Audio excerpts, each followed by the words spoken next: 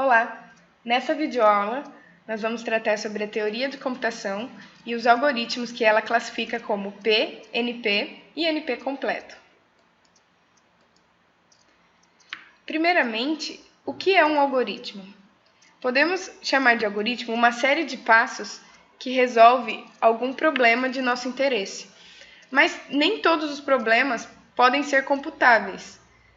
Então, a gente precisa primeiro ver se o problema é computável e depois se o tempo dele é interessante para aquela nossa solução. Depois que a gente avaliou essas duas situações, nós temos o diagrama a seguir. Primeiro, podemos encontrar os algoritmos classificados como P, cujo tempo de execução deles são da ordem polinomial. Depois, podemos encontrar os problemas NPs, que são problemas não determinísticos. Dentro deles, a gente encontra os problemas NP completo, que são os problemas mais difíceis da categoria NP e que ainda não foram solucionados. Em seguida, temos os problemas da ordem exponencial, cujo tamanho da solução cresce exponencialmente e o seu tempo de execução também. E em seguida, e por último, temos os problemas da classificação R, que são os problemas que ainda são computáveis em um tempo finito. Agora vamos falar dos algoritmos P complexos. No geral, são os algoritmos mais simples que podemos encontrar. O seu nome P vem da palavra polinomial, que é a ordem de tempo em que sua solução é computável. Podemos encontrar dois exemplos vistos em aula. Temos como exemplo os algoritmos de ordenação, que servem para você ordenar uma lista de valores ou de qualquer coisa que possa ser mensurável, e a gente pode usar esses algoritmos.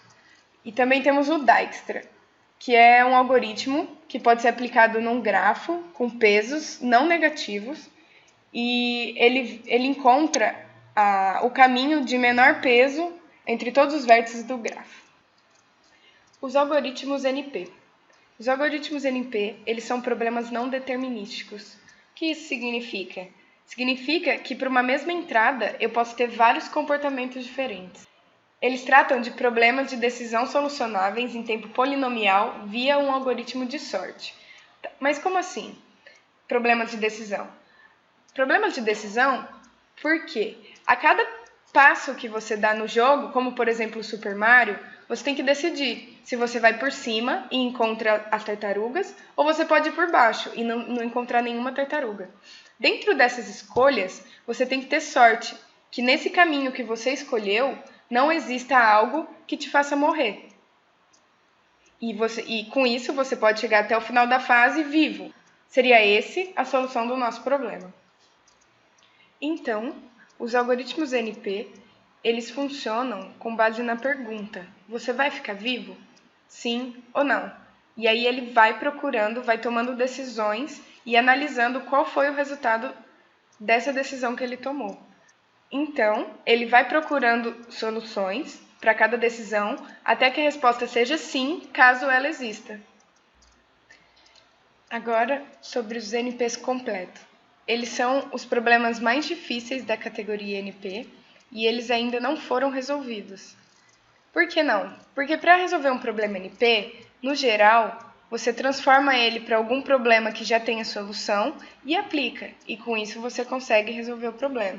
Os NPs completos, eles possuem a mesma complexidade, e nenhum deles já foi solucionado, de maneira que se tenha uma solução ótima para o problema. Quando isso acontecer, quando um deles for solucionado, é possível que todos os outros sejam solucionados, pois eles têm a mesma complexidade. Então, quando um for resolvido, os outros também poderão ser resolvidos. Os algoritmos exponenciais, eles são computáveis. Os algoritmos exponenciais, eles são computáveis, porém seu tempo de execução cresce exponencialmente conforme a sua entrada.